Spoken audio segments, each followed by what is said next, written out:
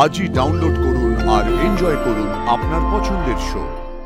মানুষটার বুকের মধ্যে এত কষ্ট জমে আছে বজরংবলী, আমি কি স্যারের কষ্ট একটুও কমাতে পারবো না?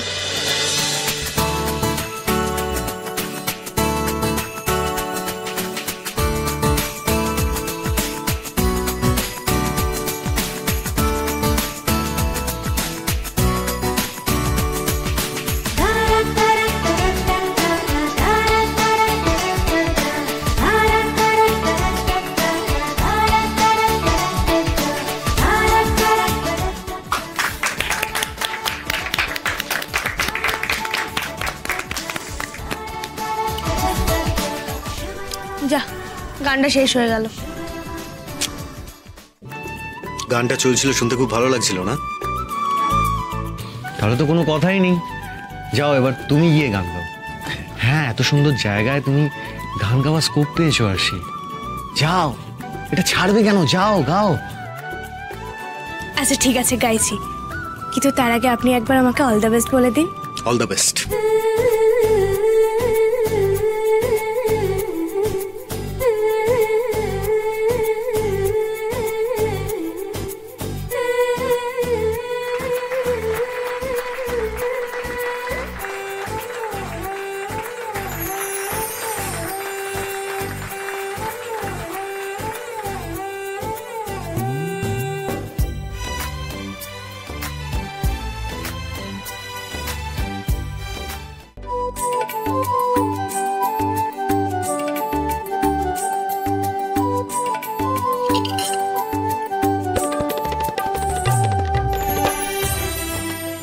করে কি তাকিয়ে আছো? আমার দিকে তাকিয়ে না থেকে দেখো চারিদিকে সবাই কতটা খুশি তোমার গান শুনে। আরে এবার নিজের ক্যারিয়ারটাতে ফোকাস করো আরশি, বাচ্চা মেয়ে এখন তুমি, এটাই তো সময় ক্যারিয়ার ফোকাস করার। কি গটগট করে মাথা নাড়াচ্ছ? আমি কিন্তু ইয়ার্কি করছি না, আমি আরো মিউজিক ডিরেক্টরের সাথে কথা বলছি, ঠিক আছে? এবার আর টাইম ওয়েস্ট করা যাবে না, তোমার লাইফে কিন্তু ফোকাস করতে হবে। যা হয়েছে হয়েছে, এমন কিছু বয়স হয়নি তোমার, নিজের লাইফটাকে সুন্দর করে শুরু করো আরশি। আমি তোমাকে বলছি, তোমার মতো এত ভালো গান কিন্তু অনেকেই গাইতে পারে না। আমি তোমাকে একদিন অনেক বড় সিঙ্গার হিসেবে দেখতে চাই। এই যে আপনি আমার জন্য এত ভাবেন, আমার কিন্তু খুব ভালো লাগে স্যার। বারবার আমি আপনার প্রেমে পড়ে যাই। কি জানেন তো, এই প্রেমে পড়ার বিষয়ে আমার একদম কন্ট্রোল নেই। কন্ট্রোল থাকলে ওই রূপমদার মতো ছেলের প্রেমে আমি পড়তাম? কখনো না। প্রেমে পড়ার বিষয়ে আমি বড্ড দুর্বল স্যার। বুঝতে পারছি। কি বুঝলেন? এটাই যে বারবার তুমি ভুল মানুষের প্রেমে পড়েছ। প্রথমজন তো একেবারে ফালতু ছিল, আর দ্বিতীয়জন যার প্রেমে পড়েছো তার কাছ থেকে কোনো পজিটিভ রেজাল্টই পাবে না। তোমার জন্য একটা সুন্দর প্রেমিক খুঁজতে হবে, আর তাকে বিয়ে করে তুমি তার সাথে সংসার করবে। তারপর আমি নিজে দাঁড়িয়ে থেকে তোমাদের বিয়ে দিয়ে দেবো। চোখ গেলে দেবো একদম।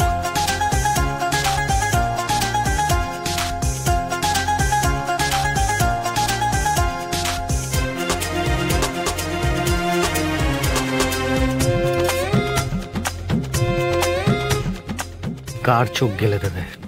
আমার না, যে আমার বিয়ে করতে চাইবে তার। বাবা, তুমি তো দেখছি একেবারে পণ করে নিয়েছো যে আমাকে ছাড়া আর কাউকে ভালোই বাসবে না।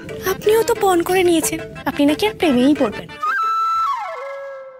হাসি, তোমার আর আমার ব্যাপারটা সম্পূর্ণ আলাদা। নিজের অতীতটাকে ভুলে গিয়ে নতুন করে জীবন শুরু করো প্লিজ। আমিও তো আপনাকে সেম কথাটাই বলতে পারি, নিজের অতীতকে ভুলে গিয়ে একটা সুন্দর প্রেম করুন। সারাক্ষণ সব কথায় পটপট উত্তর দেবে মেয়েটা। তোমার সঙ্গে কথা বাড়িয়ে আমি পারবো না, সত্যি। আমি যেটা বলেছি সেটাই করব। একটা ভালো ছেলে দেখে তোমার বিয়ে দিয়ে দেবো। লাভ হবে না স্যার। কি বলুন তো, এই প্রেমের ব্যাপারে না আমি বারবার শিফট করতে পারি না। যাকে একবার ভালোবাসি তাকেই সারা জীবন ভালোবেসে যেতে চাই। এটা তো আমারও সমস্যা আসে। প্রেমের ব্যাপারে আমিও যে বারবার শিফট করতে পারি না। আমি জানি আছি, আমি এই যে বারবার তোমাকে না বলছি, তোমাকে রিফিউজ করছি, তোমার যে কতটা কষ্ট হচ্ছে সেটা আমি বুঝতে পারি, কিন্তু আমার কিচ্ছু করার নেই। তোমাকে কেন, এই জীবনে আমি আর কাউকে ভালোবাসতে পারবো না। তবে এই কথাটা আমি দায়িত্ব নিয়ে তোমায় বলতে পারি, তোমার মতো মেয়েকেই কিন্তু ছেলেরা চায়।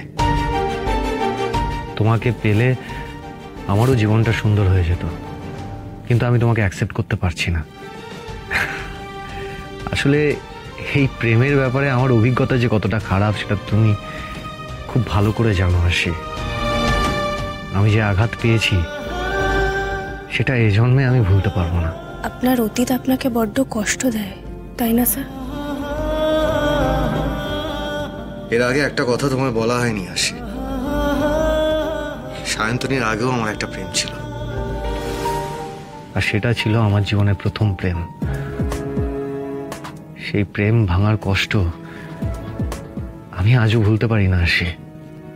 সেই ব্রেকআপের পর আমার ঘুরে দাঁড়াতে অনেক সময় লেগে গেছিল, আমার জীবনটা পুরো ঘেটে গেছিল। আমি আর কোনোদিনও প্রেম করতে চাইনি। ঠিক সেই সময় আমার জীবনে মধুবনী, মানে সায়ন্তনী আমার জীবনে আসে, জোর করেই আমার জীবনে আসে। ওর সাথে আমার সম্পর্ক তৈরি হয়, আর তারপরের গল্প তো তুমি পুরোটাই জানো।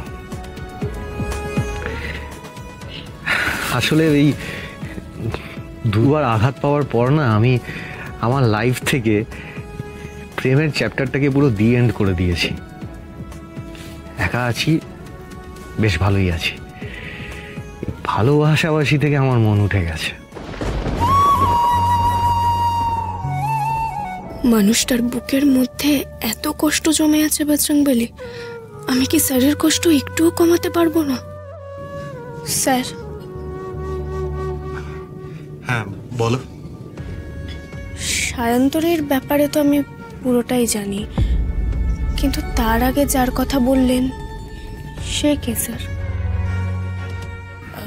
মানে কেন জানি না আপনার কথা শুনে মনে হচ্ছে সায়ন্তনীর থেকেও ওই মেয়েটার সাথে প্রেম ভাঙায় আপনি বেশি কষ্ট পেয়েছেন। হ্যাঁ বলতে পারো। তার নাম কি ছিল স্যার?